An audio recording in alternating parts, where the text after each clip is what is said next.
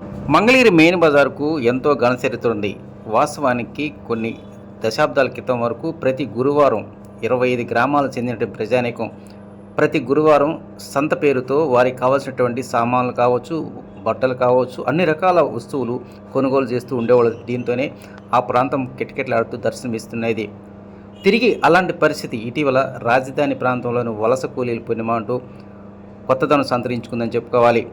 అమరావతి రాజధానిలో దాదాపు వేలాది మంది ఇతర రాష్ట్రాలు ఒరిస్సా, ఛత్తీస్గఢ్, బీహారు, ఉత్తరప్రదేశ్ రాష్ట్రాల నుంచి పెద్ద సంఖ్యలో వలస కార్మికులు వచ్చి వారంలో ప్రతి ఆదివారం ఉదయం నుంచి సాయంత్రం వరకు వారికి కావాల్సినటువంటి సమస్త సామాన్లు ఈ మంగళగిరి మెయిన్ బజార్ నుంచి కొనుగోలు చేస్తూ ఉన్నారు.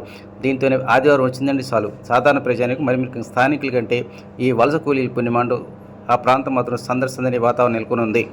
గతంలో కొన్ని సంవత్సరాల పాటు అమరావతి రాజధాని నిర్మాణ పనులకు బ్రేక్ పడిన నేపథ్యంలోనే ఈ వలస కూలీలు మాత్రం సొంత ఊర్లకు వెళ్ళిపోయారు. కానీ కూటమి ప్రభుత్వం వచ్చిన తర్వాత ఈ నిర్మాణ పనులు ఊపందుకున్న నేపథ్యంలోనే ఒక మంగళగిరి ప్రాంతంలో కాదు, దానికి అనుబంధంగా ఉన్నటువంటి అమరావతి ప్రాంతంలో ఉన్నటువంటి కుర్రగాలు కావచ్చు, ఎర్రబాలెం, నవలూరు, అదేవిధంగా తుళ్ళూరు మండల పరిధిలోని మందర గ్రామంలో కూడా ఈ వలస కూలీలు పుణ్యమా అంటూ వ్యాపారాలు మాత్రం హోరందుకుంటూ ఉన్నాయి.